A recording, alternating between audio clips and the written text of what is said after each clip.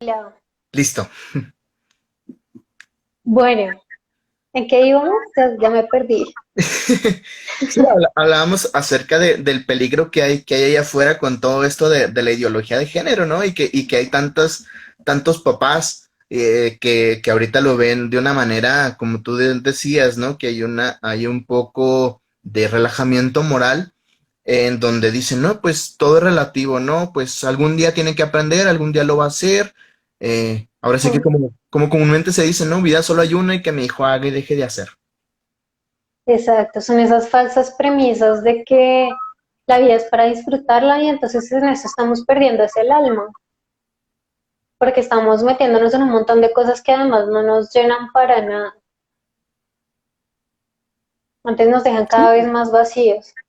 Exacto. Y un ejemplo clarísimo es la pornografía, ¿no? Que mucha gente dice, pues sí, tengo placer al verla y empiezo con un video y empiezo luego con otro, luego a ver, le busco por este otro lado, bueno, ya no me gusta ver de tal tipo, o ahora busco tal cosa, entonces ya son cada vez más, pero al contrario de llenarte es un vacío tremendo y lo único que estás haciendo es hundirte terriblemente.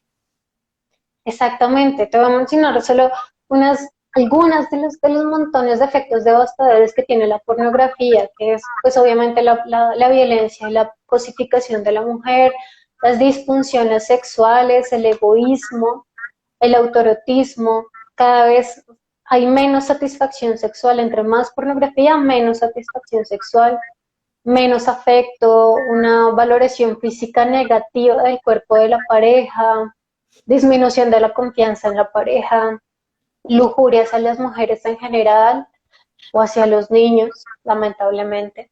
Claro. Pues obviamente puede generar adicción a la pornografía y a la masturbación, aumenta la infidelidad y el divorcio, aumenta la compulsión, la compulsividad sexual, aumenta la preocupación por la imagen corporal, por la orientación sexual. Hay hombres que son heterosexuales, pero al consumir mucha pornografía empiezan a dudar de su orientación sexual. Eh, Se relaciona también con el fracaso, con el sentimiento y la frustración y el miedo al fracaso por no conseguir el desempeño esperado a nivel sexual, porque se comparan con lo que ven en la pornografía. También empiezan los problemas como la ansiedad, la culpa, anorgasmia, y pues se genera tolerancia, que es ese fenómeno de que cada vez se necesita más y más y más para conseguir el mismo efecto, como en cualquier droga. Entonces al final lo que pasa es que el cerebro, la parte frontal y el cerebro, la corteza prefrontal, se empieza a desgastar a niveles impresionantes y se empieza a perder la capacidad de moralidad, la fuerza de voluntad, el control de impulsos, se empieza a perder la regulación emocional y un montón de cosas que es importante tener. Entonces son estas personas que se vuelven impulsivas, que ya no les importa nada, tienen cero control de emociones, cero control de impulsos, y son como niños pequeños, así tienen como el nivel de madurez de un niño pequeño. Sí. Entonces todo esto es a grandes rasgos lo que causa la pornografía, lamentablemente. Y aparte también pienso en los daños, por así decir, sociales que causa, ¿no? El retraimiento, por supuesto, Aislamiento, sí. exactamente, aislamiento, la inseguridad en uno mismo, la inseguridad en la pareja. También, por ejemplo, algunas personas, por ejemplo, hombres, ¿no? Que en la oficina los han encontrado viendo pornografía y pues lamentablemente los han tenido que despedir, ¿no? Por este tipo de situaciones. Ujú. Sí, no son capaces de contenerse en ningún contexto. Tienen que verla donde sea y cuando sea, y pues obviamente en cualquier momento van a ser descubiertos por la pareja o por los compañeros de trabajo, por cualquier persona. Y es lo mismo ahorita que dices eso de que en algún momento van a ser descubiertos. Hablaba hace tiempo con una amiga acerca de las relaciones sexuales fuera del matrimonio. Y entonces me decía, pero es que ¿por qué es tan mal si Dios mismo lo creó? Ya sabes, el argumento es siempre, ¿no? Lo que hablábamos en la sección anterior, por así decirlo. Y yo le decía, sí, no estoy diciéndote que la persona que tiene relaciones sexuales es un marciano, ni mucho menos. Tampoco voy a tener esa actitud de decirte que te condenaste si tienes. Me dice, no, no las tengo. Dice, pero quiero saber pues, para argumentar en caso de que alguna persona, no sé, amigos, amigas me pregunten. Y entonces yo le digo, mira, porque me decía del uso de los anticonceptivos, ¿no? De los condones. Entonces yo le decía, mira, ¿para qué vas a utilizar un condón en una relación sexual? No, pues para prevenir enfermedades de transmisión sexual y para prevenir embarazos. Entonces yo le dije, ¿tú crees? Le dije, con una visión cristiana, con una visión de nuestra iglesia, de lo que nos enseña la doctrina de la Iglesia Católica. Digo, ¿tú crees que una relación sexual está hecha para la no procreación? Y me dice, no. Entonces le digo, ahí ya estás teniendo una equivocación. Digo, porque entonces estás utilizando algo que no va a permitir la procreación. Le digo, entiendo en esta parte de las enfermedades de transmisión sexual, pero para eso vas a tener una única pareja estable y que por supuesto los dos van a perseverar en esta, como le decías, ¿no? En un momento la abstinencia y luego ya después se vuelve castidad. Entonces le digo también, ¿qué pasa, por ejemplo? Le digo, cuando estás con tu novio, están solos en la casa o están tus papás en la planta alta de la casa y ustedes comienzan a besarse, a acariciarse y todo, y escuchan los pasos de uno de los dos, ¿qué pasa? Le digo, por supuesto que reaccionan instintivamente y se vuelven locos y hasta la agitación, ¿no? La respiración se vuelve más fuerte. Le digo, ¿por qué? Porque estás haciendo algo indebido. No es nada más que te diga, no, es que espérate hasta el matrimonio porque tú tienes que salir de blanco, ¿no? Aquí es muy común decir eso.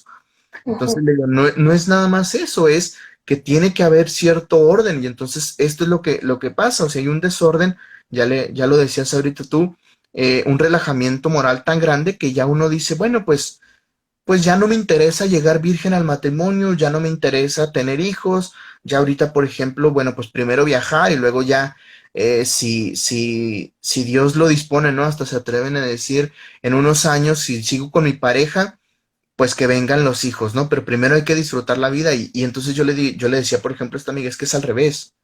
Tienes que elegir a tu pareja con la que vas a disfrutar tu vida, no vas a disfrutar tu vida estando con ella, pero a la vez lejos de ella. Ujú, exactamente. Eh, bueno, pues hay un montón de cosas ahí. Eh, es muy común escuchar, ay, pero es que igual me voy a casar con él, entonces qué problema de tener relaciones, igual va a ser mi esposo. O eso es que es con amor, un montón como de mitos. Eh, bueno, ahí preguntan si está bien la castidad en el matrimonio. Sí, lo que pasa es que todos, absolutamente todos tenemos que vivir un tipo de castidad. Lo que pasa es que el tipo de castidad varía según el estado de vida. Para los solteros, la castidad sí es abstinencia y darse el espacio para conocer realmente el alma de la pareja, no el cuerpo.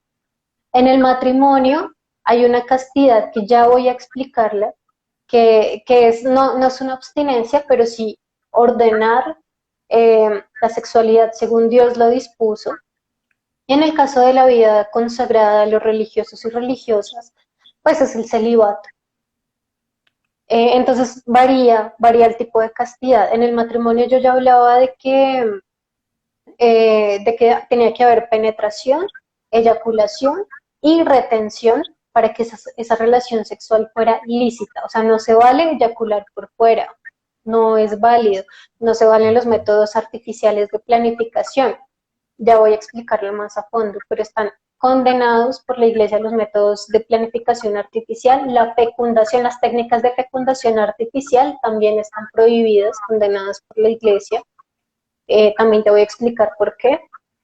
Entonces es eso, en el matrimonio hay que ordenar la sexualidad según Dios lo estableció. ¿Se puede vivir la sexualidad? Por supuesto que sí, pero con estos límites. Entonces, respecto a los métodos de planificación artificial, están prohibidos básicamente porque faltan al fin unitivo de la relación sexual. Yo te comentaba al principio que las relaciones sexuales tenían dos objetivos, dos fines.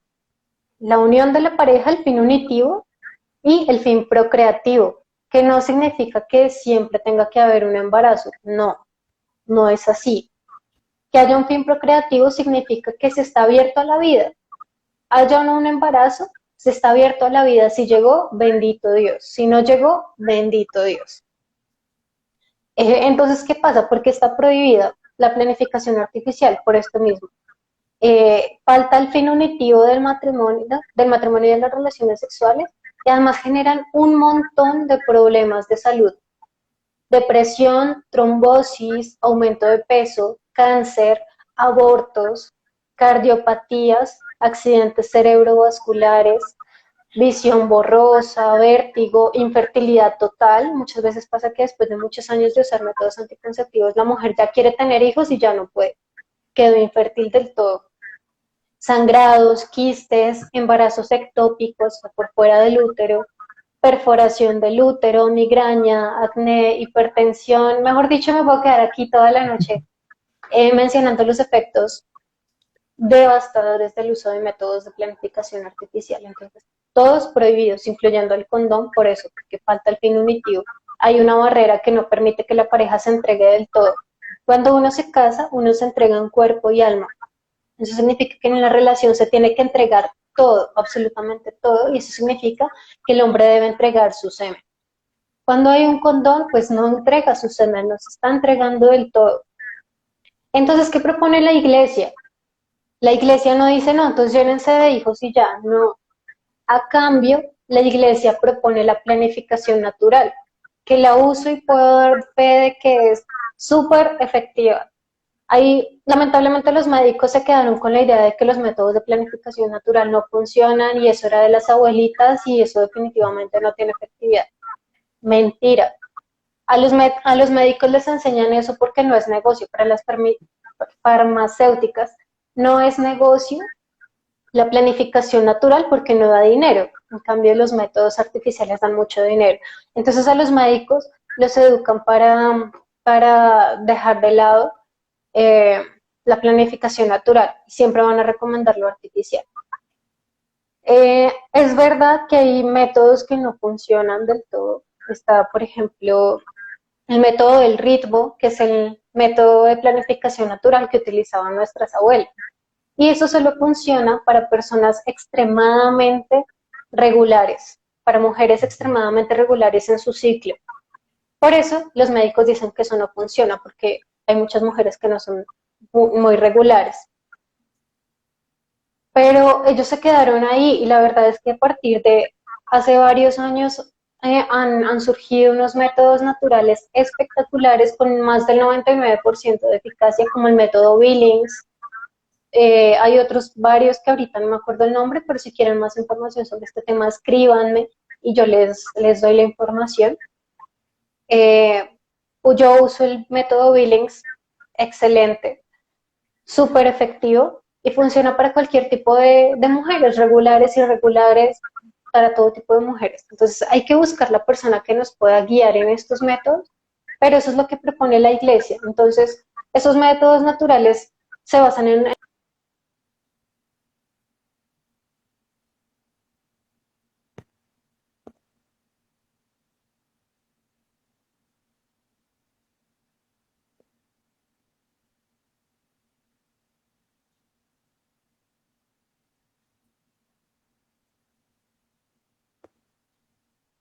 Listo. Ya, ay, no sé por qué se está desconectando tanto, pero bueno. Entonces se basan en el reconocimiento de la fertilidad, todos estos métodos. Las mujeres aprenden cuando están fértiles y cuando están infértiles. Si el objetivo es quedar en embarazo, pues que tengan relaciones cuando la mujer está fértil. Pero si su objetivo es espaciar el embarazo, o sea, hijos en este momento no, entonces tienen relaciones en los momentos infértiles. Y listo, y funcionan súper bien. Cómo tener un balance entre el placer y la responsabilidad sexual en el matrimonio. Es lo que acabo de mencionar, desde que se tengan métodos naturales, sin métodos anticonceptivos, por supuesto, pues siendo responsables también con la economía. O sea, si yo sé que en este momento económicamente pues no puedo mantener un hijo, puedo tener relaciones en el momento infértil y listo, eso es responsabilidad también. No se trata de tener hijos irresponsablemente, para nada. Entonces es eso, tener relaciones con todo el placer, con toda la entrega, porque Dios creó eso, sin ninguna culpa, siempre y cuando se viva según la doctrina de la iglesia y según lo que Dios quiso establecer, que es no anticonceptivos, no fecundación artificial, con pureza, sea, con todo, con toda la pasión, claro que sí, pero con pureza, sin lujuria, o sea, sin ver a la otra persona como una cosa, objeto de placer y ya, y solo la veo así, no, sino con todo el amor y la pureza. Entonces así es como se puede balancear, mirar muy bien que no haya pecado, que haya matrimonio sacramental, empezando por ahí, es lo más importante de todo. Claro. Sí, porque al final de cuentas puede ser una pareja estable aparentemente, ¿no? Que dice, no, pues ya tenemos 6, 7 años de novios, no estamos casados, pero bueno, entonces vamos a utilizar este tipo de métodos. No, pues ahí volvemos a lo del principio, no entra dentro de lo que está permitido y, por así decirlo, promovido por la iglesia. Exactamente. Pueden llevar todos los años de noviazgo que quieran y todo, pero eso no justifica el sexo prematrimonial porque ahí están en pecado mortal, porque aunque ya se vayan a casar, cuando no hay sacramento todavía, quien está durmiendo con ellos es el demonio. Mientras que cuando hay sacramento, quien está ahí con ellos es Dios. Entonces, por más de que sea con amor, de que se vayan a casar o la excusa que quieran poner, están en pecado mortal. Lo que pasa es que se ponen, bueno, existen montones de excusas para uno aliviar su conciencia y no sentirse mal. Claro. Bueno, y explico rápidamente lo de la fecundación artificial, aunque si quieren también más detalles, pues me pueden escribir y les cuento. Pero básicamente el problema, tiene muchos problemas la fecundación artificial, es que para que un solo embrión pueda ser implantado, 5 más tienen que morir, tienen que ser abortados. Entonces es un problema moral gravísimo. Nada de fecundación in vitro, nada de este tipo de técnicas artificiales. Porque, pues, primero, no hay unión porque no hay sexo ahí, se está fecundando artificialmente, entonces no hay sexo, por tanto, eso no es lícito. Tiene que haber unión de la pareja, eh, como hablaba al principio. Y pues además están matando un montón de vidas. Por otro lado, son montones de almas, o sea, óvulos que ya fueron fecundados, ya son personas, ya son seres humanos que están congelados en laboratorios por años y años y años. Esa alma está ahí con heridas de abandono porque está por años congelada en cualquier laboratorio. Entonces, pues tiene bastantes problemas a nivel moral la fecundación artificial. Así es, y exactamente son daños morales, físicos y que como lo hemos mencionado en varias ocasiones, pues que ahorita con esta relajación moral, pues es como, no pasa nada, ¿no? Ahora, por ejemplo, con esta ola del aborto, que se dice, no, pues es que todavía no es persona, ¿no? Es persona, escuchaba hace 2, 3 días a una militante de la ola abortista que decía, es que se es persona hasta los 18 años y tú dices, ¿qué? ¿Qué es en serio lo que Uh, estás diciendo? Dices, bueno, pues cada sí, quien, pero es que sí, esa ignorancia es un peligro. uh, sí, lamentablemente las feministas radicales, estas militantes, están tremendamente heridas, muy Sí, heridas, y tú lo ves en la ira, o sea, solamente que las veas, incluso le quitas el sonido, viendo por televisión, las ves, tú ves una ira impresionante en ellas, una mirada de odio, ellas tienen mucho dolor, están muy heridas y sí, terminan sacando un montón de cosas que, o sea, totalmente anticientíficas, no, unas cosas realmente absurdas como esas de que decir aquí a los 18 años todavía no sos persona.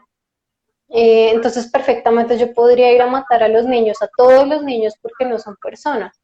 Y finalmente, pues esa es la excusa que se ha utilizado para legalizar o para normalizar todo tipo de esclavitud. Pasó con los judíos, se decía que no eran personas, pasó con los negros, se decía que no eran personas, entonces así los mataban. Exactamente pasa con los bebés. Dicen que no son personas y tienen toda la libertad, entre comillas, de matarlos, exacto. bajo cualquier excusa realmente muy ridícula.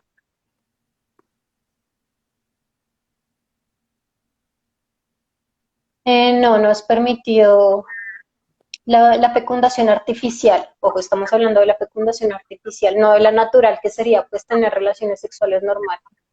La congelación de óvulos y espermas no está permitida por la iglesia, por lo que acabo de explicar, la cantidad de abortos y demás.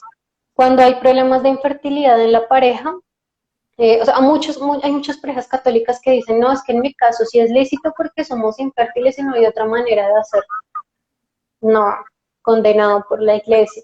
En esos casos funciona primero la oración, la fe en Dios. Yo conozco parejas, un primo mío tenía ese problema de infertilidad y llevaban muchos años con la esposa sin poder tener hijos.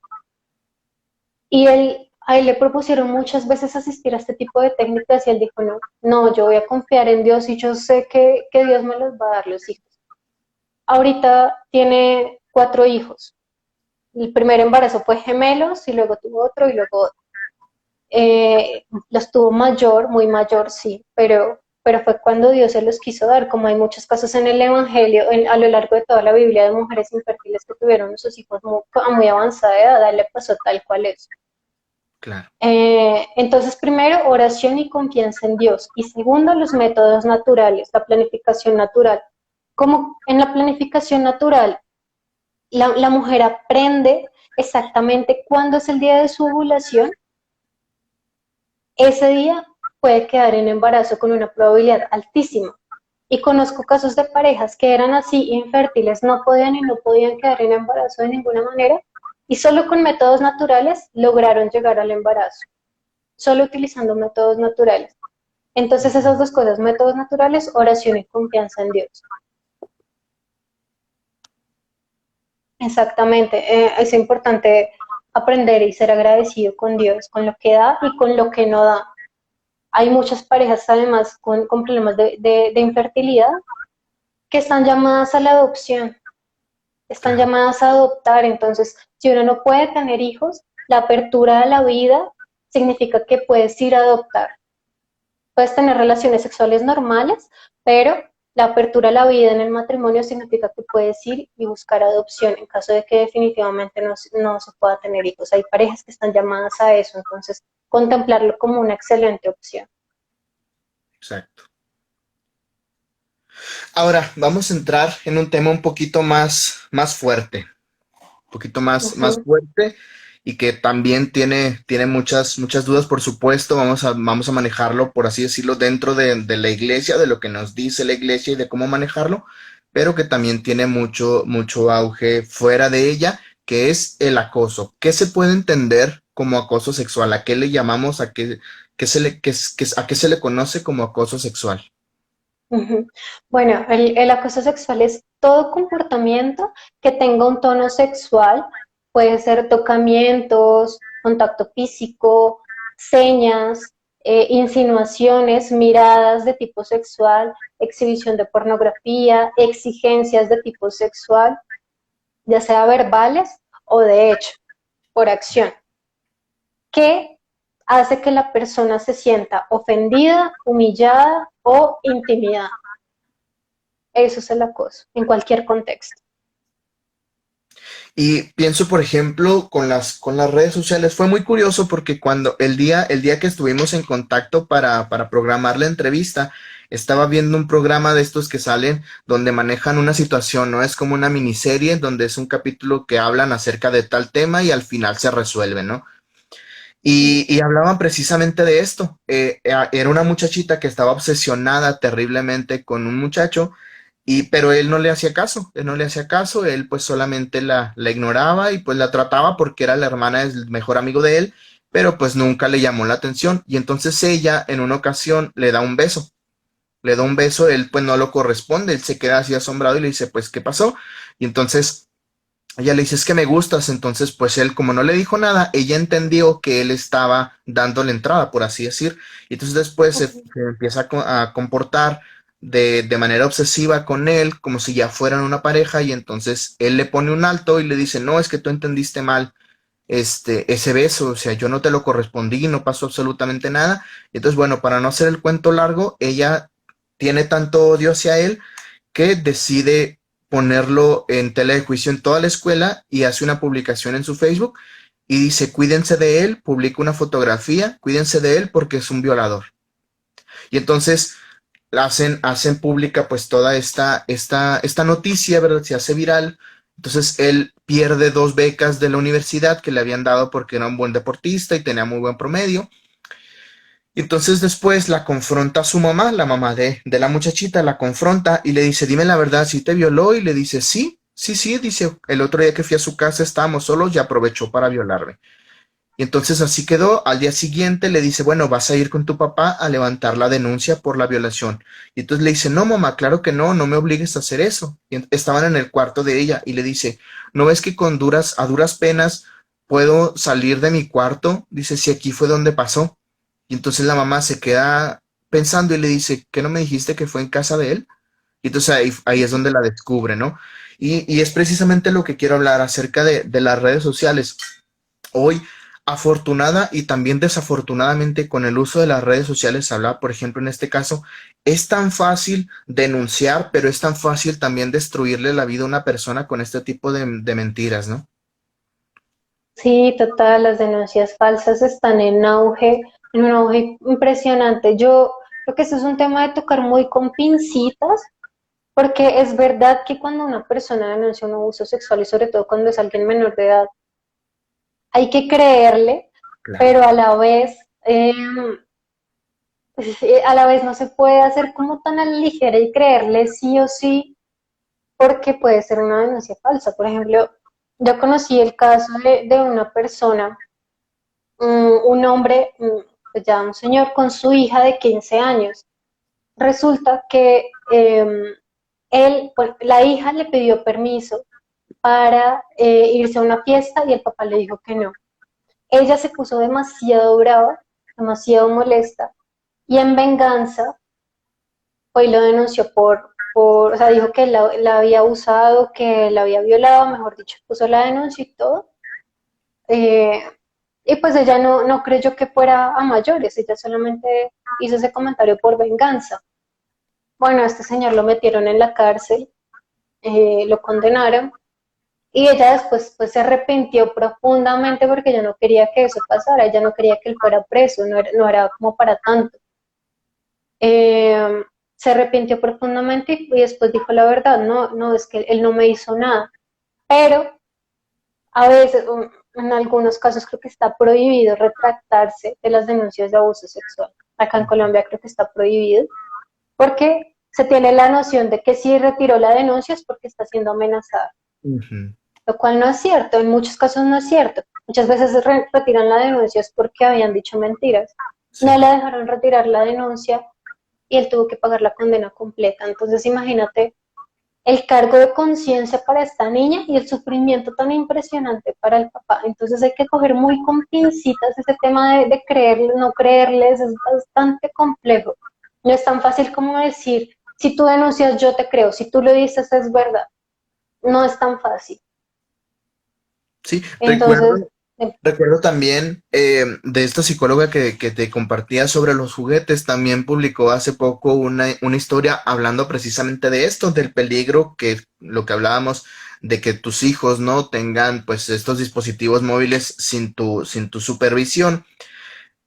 Agregó esta persona, obviamente, pues era del Facebook, era una niña, tenía como 11 años, yo creo, pero no sé, pues ya tenía su propio perfil de Facebook, y entonces agregó a una supuesta página verificada, hasta eso me extrañó porque estaba verificada, no recuerdo de quién, pero era una persona famosa, creo que era un cantante, y entonces, no, una cantante, porque le hicieron una propuesta a la niña de que mandara algunas fotos para en el próximo video musical de esta cantante que pudiera formar parte. Y entonces comienza diciéndole, a ver, si quieres formar parte del próximo video, no sé, tómate una foto, una selfie, ¿no? Así sencilla, ahora sonriendo, y ahora de cuerpo completo, y ahora, ponte este tipo de ropa, y ahora esto, y terminan pidiéndole una foto desnuda a la niña, ¿no?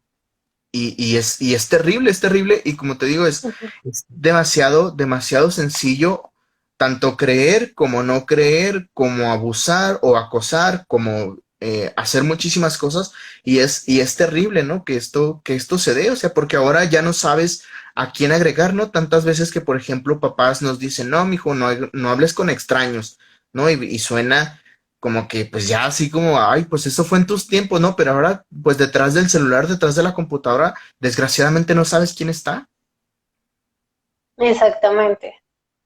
Sí, eso que tú dices pasa muy frecuentemente. Incluso cuando yo era adolescente me pasó eso, que me gustaba mucho una banda mexicana que en ese momento tenía mucha influencia entre adolescentes.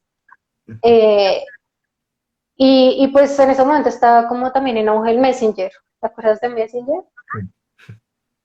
Entonces, pues yo me pasaba como buscando información pues, de esa banda y todo eso, y en eso me contactó supuestamente uno de los integrantes de esta banda, y con eso mismo de, ay, ven, es que vamos a hacer un calendario, y me parece que puedes cumplir el perfil y no sé qué. Y la única razón por la que yo no caí en ese momento, porque en ese momento yo era muy ingenua, pues era adolescente, la única razón por la que no caí es porque era extremadamente tímida y me dio pena mandar fotos de cualquier tipo, o sea, incluso súper vestida y todo. Me dio mucha pena. Fue la única razón por la que no caí.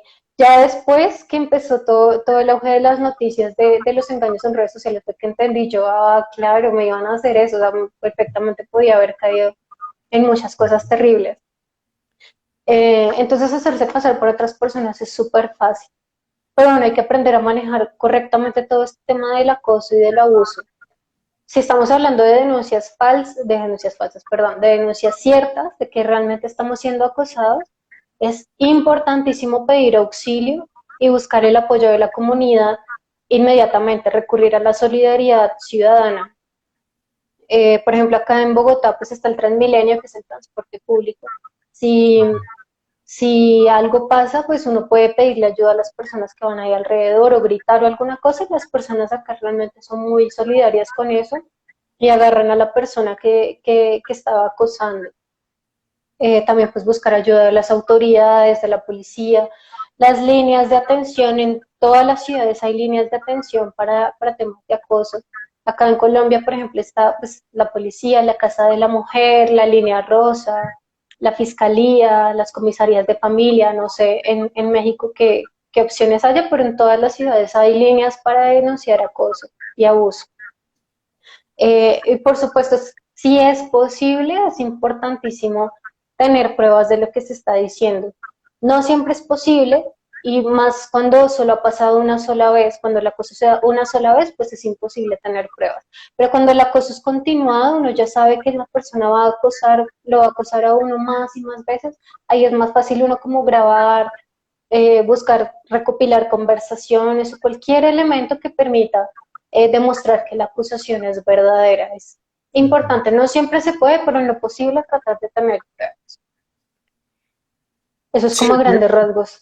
es importantísimo eso. Yo recuerdo, por ejemplo, una amiga que sufría de acoso laboral y era bastante constante. Entonces yo le decía, no, pero es que, ¿por qué no le dices a tu jefa? Y es que al principio pues era lo típico, ¿no? Es que me da pena, es que soy la nueva, a lo mejor y no me van a creer. Y yo le digo, no, no importa que no te crean, tú tienes que poner en advertencia lo que está haciendo esa persona. Y luego, bueno, ya lo habló con la jefa le dijo, bueno, pues vamos a estar pendientes. Luego lo habló con sus compañeras de su mismo piso, por así decir, su misma sección del trabajo. Y entonces dijeron, bueno, nosotras te vamos a ayudar. Y efectivamente, una de ellas, afortunadamente, en un momento la grabó, o bueno, grabó esta parte y se dieron cuenta y afortunadamente, despidieron a esta persona, a este hombre que la estaba acosando, ¿no?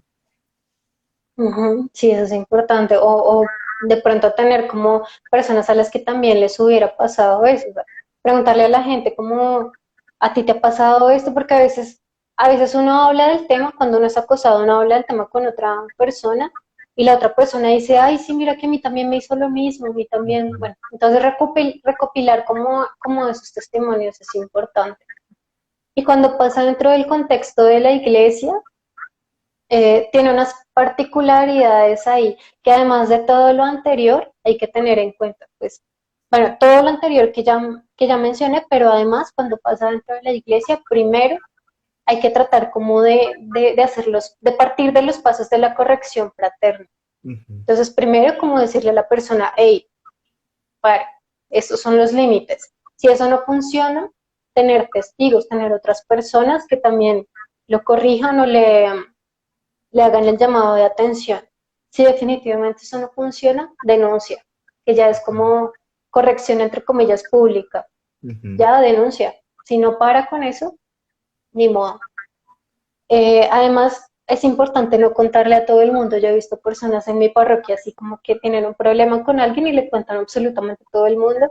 Todo el mundo se termina enterando de sus problemas y pensando mal de una de las personas que está en el conflicto.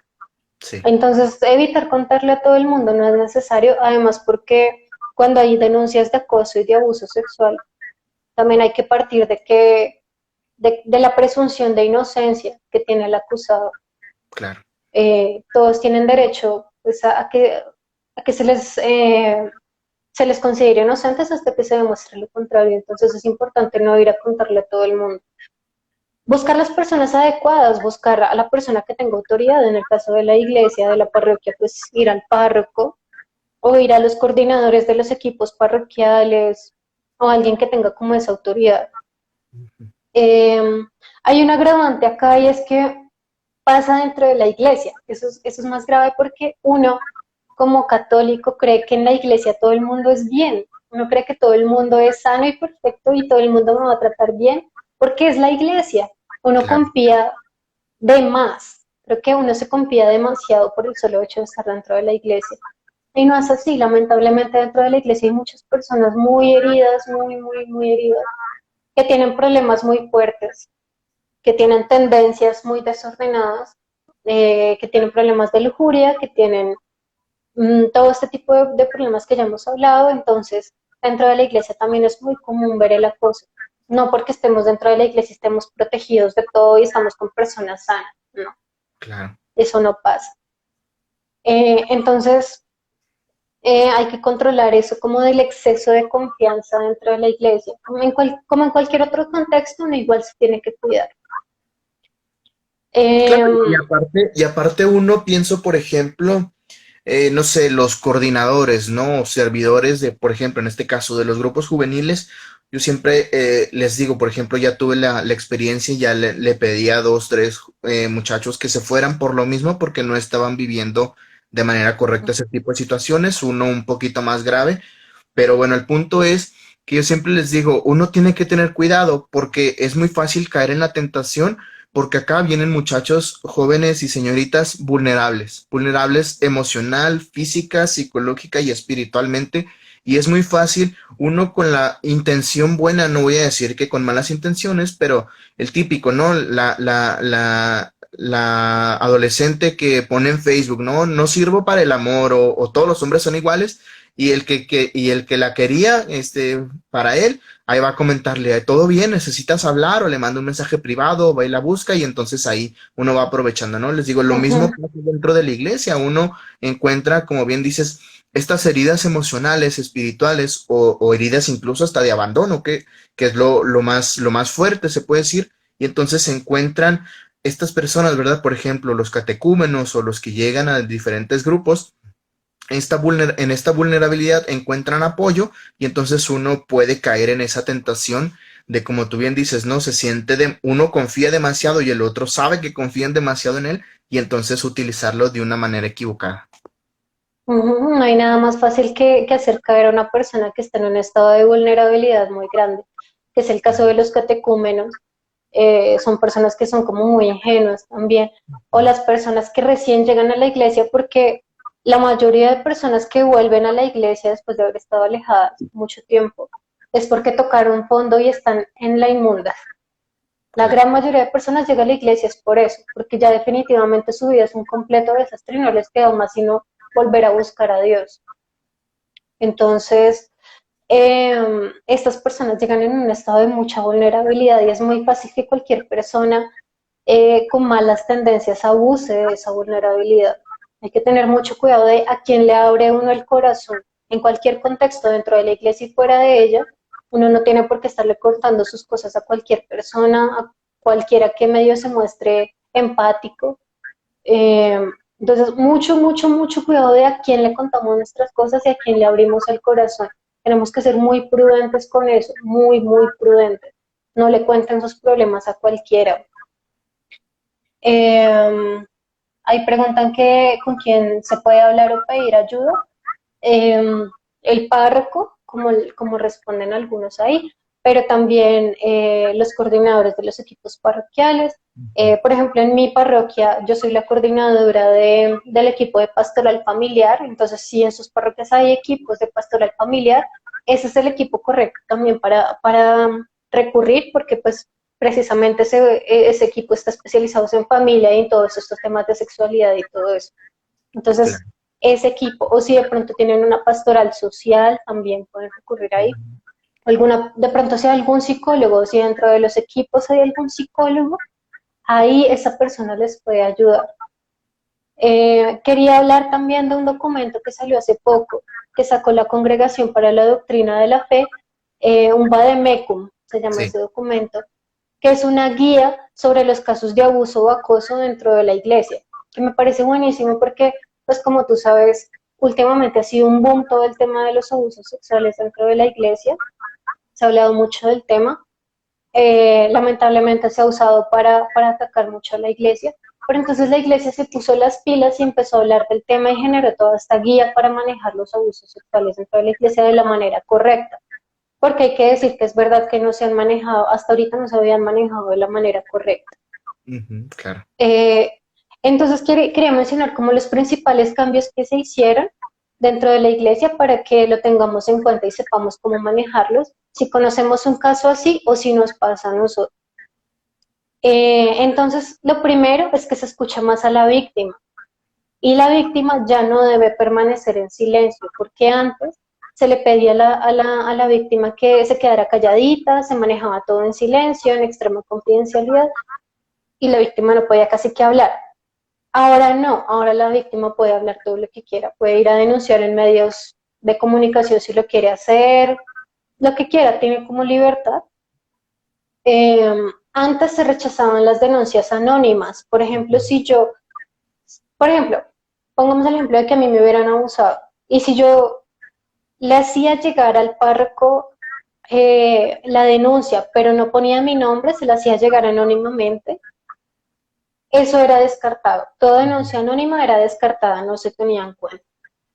Ahora no, ahora se tiene que tener en cuenta, por más de que sea anónima. Si al párroco le llegó una denuncia contra tal y cual persona, contra un sacerdote, contra un monaguillo, contra cualquier persona dentro de la iglesia, tienen que empezar a investigarlo, tienen la obligación de investigar, así no se sepa quién fue la víctima. Y además ahora se le brinda asistencia espiritual, médica y psicológica a la víctima. Antes era como que se la dejaba ahí a su suerte, como que si necesitaba ayuda la buscara por su cuenta. Ujú, Ahora no, ahora la iglesia la acoge, ya no la deja por su cuenta, la iglesia la acoge y le da toda la asistencia que necesita en todos los aspectos. Entonces creo que sí, unos cambios importantes, me parecen muy acertados. Se sigue protegiendo de todas maneras el el buen nombre de la persona que es acusada, porque hasta que no se demuestre nada, pues no, no debería como dañarse el buen nombre de esa claro. persona acusada, pero tampoco pues encubrirla y ya decir que nada pasó, no, tampoco. Entonces creo que se ha llegado a un buen punto medio, se ha llegado como un punto de bastante asertividad para el manejo de estos casos. Creo que ha sido muy bueno. Igual los sacerdotes en particular que resultan acusados de algo así, en muchas ocasiones son como retirados del cargo temporalmente.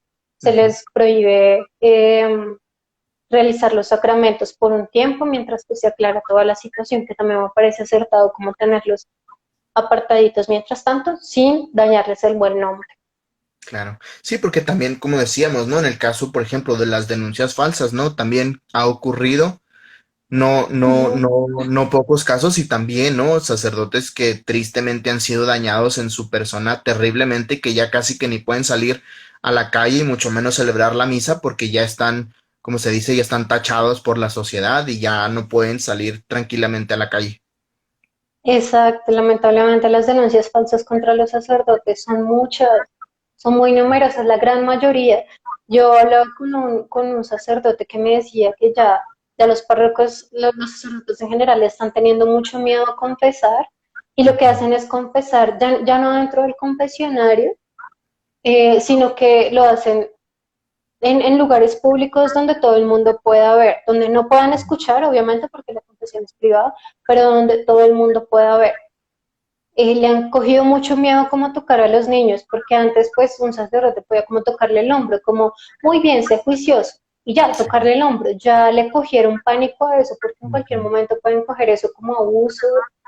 Entonces se ha ido como ese extremo de que los sacerdotes ya están como súper amenazados, las denuncias falsas son muy fáciles de hacer y ellos salen muy afectados, ellos tienen todo para perder, tienen todas las de perder ahí. Eh, entonces, pues claro, hay que tomarse en serio las denuncias, pero también hay que tomarse en serio el que haya pruebas y el que se cuide también el buen nombre de las personas acusadas hasta que se demuestre lo contrario. Sí, a final de cuentas es eso lo que tristemente acá en México existe todo lo contrario, ¿no? Acá eres culpable hasta que se demuestre lo contrario. Pero bueno, sí es eso lo que decías ahorita, ¿no? El manejarnos con prudencia, por supuesto, estamos hablando en este caso de dentro de la iglesia, dentro de nuestras comunidades, ¿verdad? Obviamente para con los sacerdotes, con los coordinadores, entre los mismos catecúmenos, es importantísimo que se maneje esa prudencia, que sí haya una cierta familiaridad, por así decir, esa confianza, pero que no se rompa esa línea de respeto, ¿no? También. Exactamente.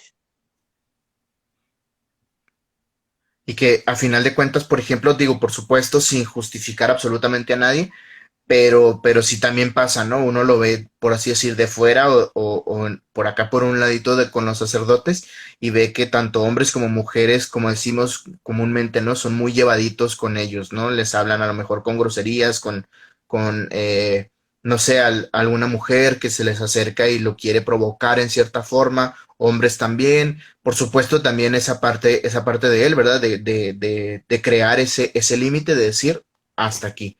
Por ejemplo, ese tipo Claro. de prácticas, como bien ponías ahorita el ejemplo de confesar ya fuera del confesionario, me parece una buena opción para cuidar la buena imagen de ellos y también pues cuidar a sus feligreses, que a final de cuentas pues ellos son a los que se deben y también pues guardar ese debido respeto. Es verdad. Y pues sí, siguen siendo seres humanos. Ellos, pues, están haciendo algo muy heroico que es llevar el celibato. Pues uno no se puede ir vestido de cualquier manera. De por sí hay como muchos protocolos para irse vestido a la iglesia con pudor, con modestia. Y es importante que eso no se pierda porque es que no estamos en cualquier lugar, no estamos en la playa, estamos en una iglesia. Entonces, primero por respeto a Dios y segundo por misericordia con el sacerdote que también es un ser humano y pues no nos vamos a ir en minifalda, con escotes, que lamentablemente es muy común y sobre todo en tiempos de bautismo, no sé si has visto cómo se van las mujeres vestidas en un bautismo, es Sí, impresionante cómo se van vestidas a en la bodas, en iglesia. quinceañeras también. Ujú. Entonces, pues claro, o sea, no están teniendo misericordia con el sacerdote que pues se ponen a tentarlo más de lo que o sea, no deberían hacer eso, hay que tener misericordia con ellos, son seres humanos, entonces no, hay que cuidar mucho cómo se viste uno, con modestia, eh, para ir a la iglesia.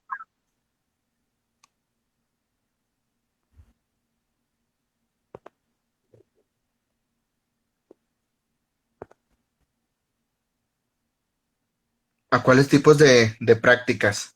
¿Sobre la confesión fuera del confesionario? Y también quedé con la duda, como cuáles prácticas Sí. específicamente. Sí. A mí me parece que no está, incluso aún no existiendo este tipo de situaciones del acoso, del abuso, y esto me parece no descabellado. Es como si dijéramos que todo el tiempo quisiéramos que como la iglesia empezó celebrando la Santa Misa en latín, quisiéramos que se siga celebrando en latín y de espaldas hacia la feligresía. A mí me parece que es una práctica que mientras no se le pierda, por supuesto, la importancia al sacramento, me parece que la forma de celebrarlo o el lugar, digo, hablando propiamente de la confesión, Ujú. Sí, pero lo no. que pasa es que hay gente que sí se siente como muy expuesta, como que ahí delante de todo el mundo no siente que la otra gente está escuchando, Sí. pero Pero pues no, mientras uno hable pasito y eso sí son medidas que pues en sí mismas no están mal, Claro. pero sí es triste como el miedo con el que los sacerdotes se hacen su trabajo. Realmente lo hacen con mucho miedo porque en cualquier momento podría acabárseles la vida por una denuncia falsa. Ujú. Sí, yo recuerdo una amiga que no es católica, en una ocasión me mandó un mensaje y me dijo, oye, este es el padre tal y este es el padre tal. Le dije, sí, entonces les tomé una foto. Ella estaba en un restaurant bar, estaba viendo un partido de la selección y ahí estaba el padre. Bueno, estaban dos padres con otros, creo que eran tres matrimonios.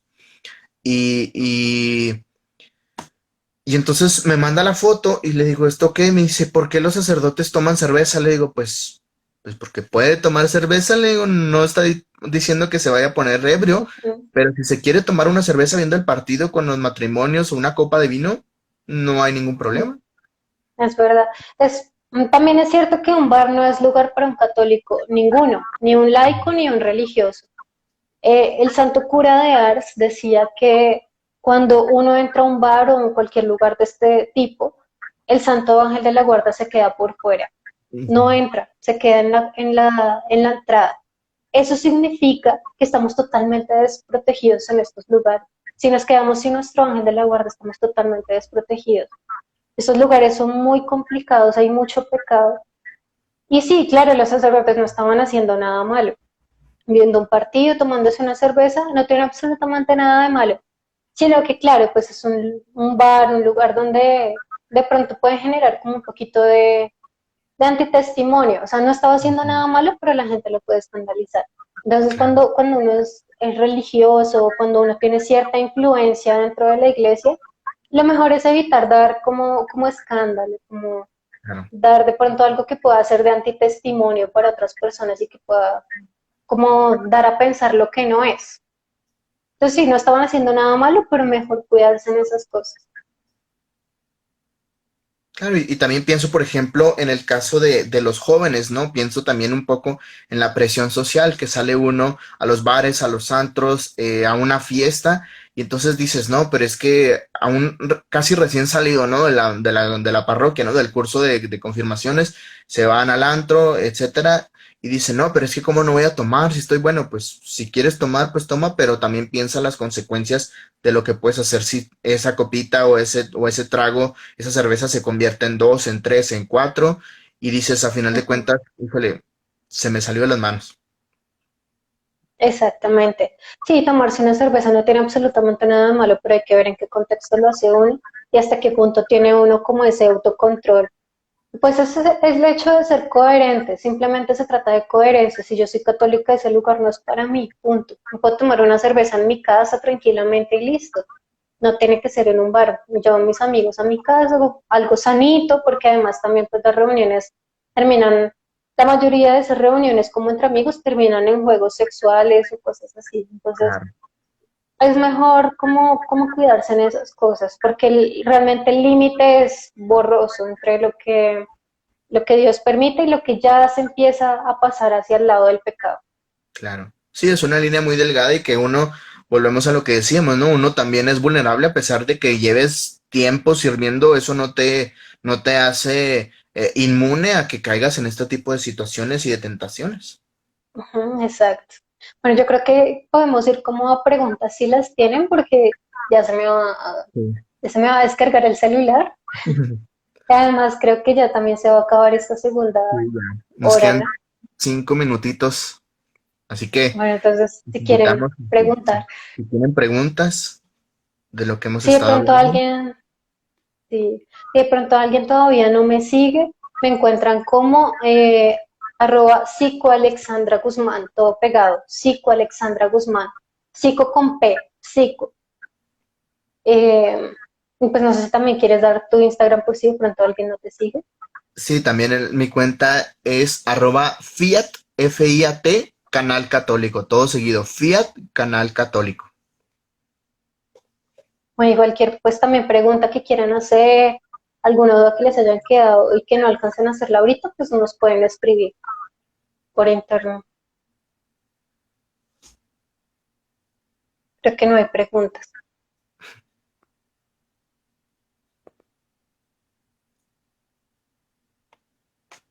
Aquí ya está una.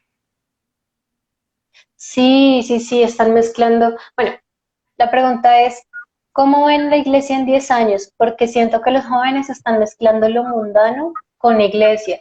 Sí, la fe está totalmente relajada ahorita.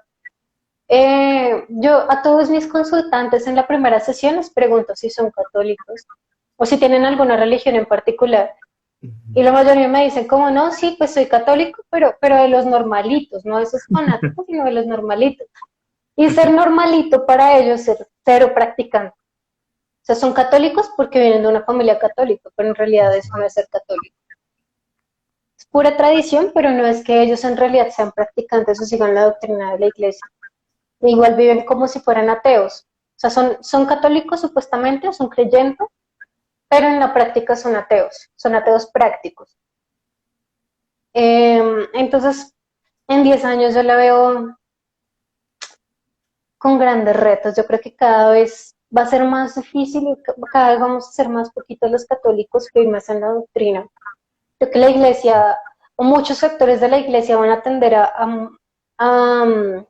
mundanizarse cada vez más, van a tender a quitar el celibato, a aceptar como familia a las parejas homosexuales, a darles la comunión a las personas que están en unión libre, todo este tipo de cosas van a tender a hacerlas y creo que va a ser cada vez menos la gente que siga la sana doctrina, eh, pero igual vamos a quedar ahí firmes. Hay que tener mucho cuidado de a qué sacerdotes seguimos, porque hay muchos bastante perdiditos, lamentablemente, muy tristemente, digo con todo el dolor, hay muchos sacerdotes muy perdiditos en la doctrina, Sí. eh, predicando la teología de la liberación, el comunismo. Lamentablemente también hay muchos sacerdotes que ya se están yendo muy a la izquierda política, Ujú, sí. que es totalmente anticristiana, la izquierda es totalmente anticristiana, entonces hay que mirar con lupita a quién seguimos y mantenernos firmes en la doctrina de la iglesia, pase lo que pase. Incluso en 10 años es posible que haya un cisma, puede haberlo, por esta Sí. misma razón. Sí, y pienso en este tiempo yo creo que el momento perfecto para hacer un nuevo parteaguas. Digo, la iglesia ha tenido diferentes parteaguas en su historia, en su doctrina, pero creo que es un Ujú. parteaguas, por supuesto, como bien decías, ¿no? Van a haber, por supuesto, momentos en los que los católicos tristemente van a dejar de serlo, que se van a alejar.